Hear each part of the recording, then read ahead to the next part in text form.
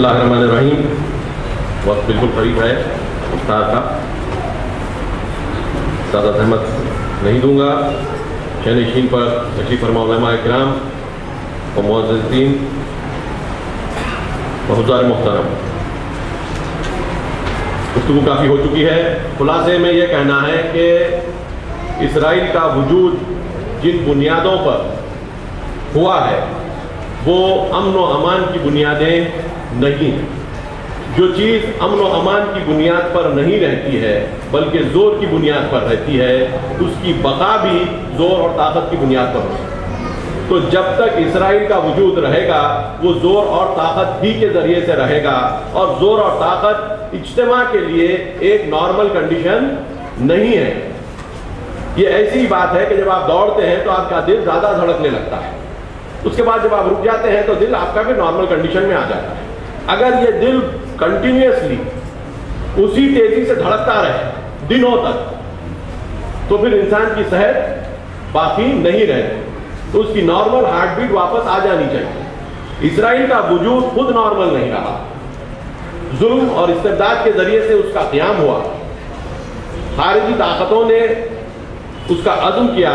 1917 میں بیلفور ڈکلیریشن میں انگلینڈ کے فارن منسٹر نے اسرائیل کا اعلان کیا فلسطین کے علاقوں میں.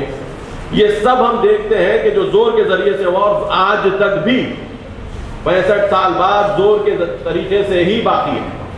تو جب ایک ملک اپنی نیچرل کنڈیشن میں نہ وجود میں آیا اور نہ نیچرل کنڈیشن میں باقی رہ سکتا ہے تو یہ تیز دھڑکنے والا دل کب تک دھڑکے گا؟ اسرائیل ایک نارمل کنٹری کا نام نہیں ہے. اس اناملی کو، اس کانٹرڈکشن کو، اس تضاد کو کون اور کیسے حل کریں گے، یہ ذمہ داری کون قبول کرے گا؟ کیونکہ منطقے میں اکثریت 90% سے زیادہ مسلمانوں کی ہے، اور اسرائیل مسلمانوں سے کھینچ کر بنایا گیا. تو ذمہ تمام منطقے کے مسلمانوں کا نہیں بلکہ تمام دنیا کے مسلمانوں کا ہے کہ وہ اس خطے کو جو قبلہ ثانی بھی کہا جاتا ہے دوبارہ مسلمانوں کے دائرے میں، مسلمانوں کے تسلط میں واپس لائیں. مگر کس مقصد سے لائیں؟ اس لیے لائیں کہ مسلمانوں کے تعلق سے قرآن یہ کہہ رہا ہے کہ جب ہم انہیں اقتدار دیتے ہیں تو یہ نماز قائم کرتے ہیں، زکوٰۃ دیتے ہیں، اچھائی کا حکم کرتے ہیں اور برائی سے روکتے ہیں. اگر مسلمانوں میں یہ کیفیت اسرائیل کے رہتے ہوئے بھی آ جائے، اسرائیل کے رہتے ہوئے بھی اگر مسلمان اپنی جگہ پر نماز قائم کرے، زکوٰۃ دے، اچھائی کی طرف بلائے اور برائی سے روکے، وہ خود ایک ایسی طاقت بن جائے گا کہ اس طاقت کے مقابل میں اسرائیل کوئی طاقت نہیں رہے گا. سب سے بڑی اسرائیل کی آج اگر طاقت ہے تو مسلمان کی آپ خود کی کمزوری، مسلمان کے ایمان کی کمی، مسلمان کا آپس میں ایک دوسرے سے لڑنا اور اخوت کے دائرے سے خارج ہو جانا.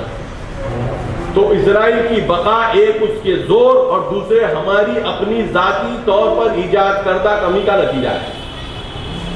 اگر ہم یہ کمی کو دور کرنے کی کوشش کرتے ہیں تو ہماری کامیابی یقینی ہو سکتی ہے، اور اللہ کی مدد ان لوگوں پر، اس آیے قرآنی کی بنیاد پر، الذین آمنوا وعملوا الصالحات، وہ لوگ جو ایمان اور عمل صالح انجام دیتے ہیں، اللہ وعدہ کرتا ہے ان سے کہ وہ یقیناً انہیں دنیا کا سربراہ بنا دے، انہیں اختیار دے دے، اور ایسی حالت میں وہ اللہ ہی کی عبادت کریں گے اور اس کا کوئی شریک نہیں قبول کریں گے. تو مسلمان اگر وہ کیفیت میں آ جاتے ہیں کہ عبادت صرف خدا کی کریں گے اور اس کا کوئی شریک نہیں ٹھہرائیں گے، تو اللہ کا وعدہ اپنی جگہ ایمان اور اچھے اعمال کی بنیاد پر ان کے لیے موجود ہے. وعد اللہ الذین آمنوا وعملوا الصالحات لیستخلفنہم فی الارض، انہیں ہم خلیفہ دنیا کا بنا دیں گے. تو اگر یہ کام ہم کر لیتے ہیں، یوم قدس ایک ایسا روز ہے جو مسلمانوں کو اپنے کام اور کردار کے تعلق سے دوبارہ تجدید نظر کرنے کا موقع دیتا ہے. یہ دن سالانہ آخری جمعۃ الوداع کے دن اعلان کیا گیا ہے. مسلمان اپنا خود محاسبہ کریں. دشمن کی طاقت ایک طرف، ہماری ایجاد شدہ کمزوری ایک طرف. اللہ نے ہم کو کمزور نہیں بنایا، ہم کمزوری کو، استضعاف کو اپنے اوپر لبادے کے طور پر پہن لیے ہیں. ہم کو یہ لبادہ اتار پھینکنا ہے اور آپسی اتحاد کو توحید جیسی اہمیت دینا چاہیے. جس طریقے سے ہم ایک اللہ کو قبول کرتے ہیں, ایک رسول کو قبول کرتے ہیں, اسی طریقے سے ہم باہمی اتحاد کو بھی وہی درجے پر قبول کریں. کیونکہ اگر ہم اللہ اور رسول کو ماننے کے بعد اتحاد کو ترک کر دیتے ہیں, ہمارا اللہ پر ایمان اور رسول پر ایمان ایک ثانوی حیثیت اختیار کر لیتا ہے. اگر ہم اللہ اور رسول کو قبول کر رہے ہیں اور وہ ہماری زندگی کا سب سے امپورٹنٹ عنصر ہے, ایلیمنٹ ہے, تو وہ ہم کو جوڑ رہا ہے, اور دوسری چیزیں اگر ہماری نظر میں امپورٹنٹ نہیں ہے تو ہم کو توڑ نہیں سکیں گی. ہمارا آپسی اختلاف ہماری توحید اور نبوت پہ ایمان کی کمی کا نتیجہ ہے. کیونکہ اگر توحید اور نبوت ہماری اپنی جگہ کے اوپر کامل ہوتی تو وہ ہمیں اتحاد دلاتی. کیونکہ مسلمان اپنی توحید اور نبوت پہ کمزور ہو گئے, نتیجہ یہ ہوا کہ توحید اور نبوت سے ہٹ کر جو باتیں ہیں ان کی اہمیت بڑھتی گئی. ذات پات کی, منطقے کی, عرب اور عجم کی, یہ سب چیزیں کی اہمیت بڑھتی گئی, اور حقیقت دین کی, اللہ کی, رسول کی, قرآن کی, قیامت کی یہ تصورات کہ جو ائمہ اطہار نے بھی انہی کو بنیاد بنا کر قوم کو ایک جگہ لایا, وہ چیزیں ہمارے پاس بڑھنے لگی.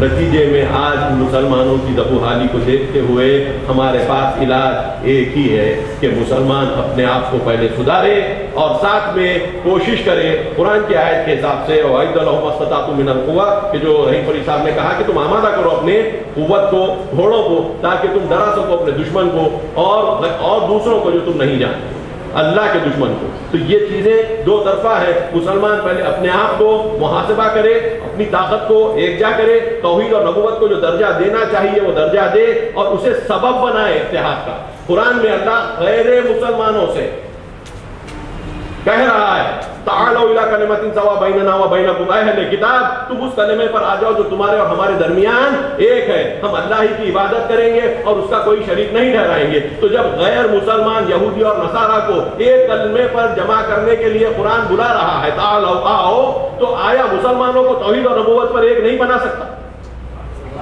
یہ مرحلے کو ہم کو طے کرنا ہے. ہمیں توحید اور نبوت کو درجہ دینا ہے, اور تعلیمات نبوی کو جس طریقے سے پیش کی گئی ہیں اس کو پوری طریقے سے قبول کرتے ہوئے وَاعْتَصِمُوا بِحَبْلِ اللَّهِ جَمِيعًا کا دعویٰ اور نعرہ بلند کرتے ہوئے ہم آگے بڑھیں, اور انشاءاللہ ہماری اجتماع کی بھی اصلاح ہوگی, اور ہمارے پولیٹیکل مسائل کہ جو اسرائیل ایک بڑا مسئلہ ہے وہ بھی انشاءاللہ اللہ کی رحمتوں کے نزول کے نتیجے میں انتہا تک پہنچے گا, اور وہ کامیابی انشاءاللہ مسلمانوں کو, سب مسلمانوں کو نصیب ہوگی. وآخر دعوانا الحمدللہ رب العالمین.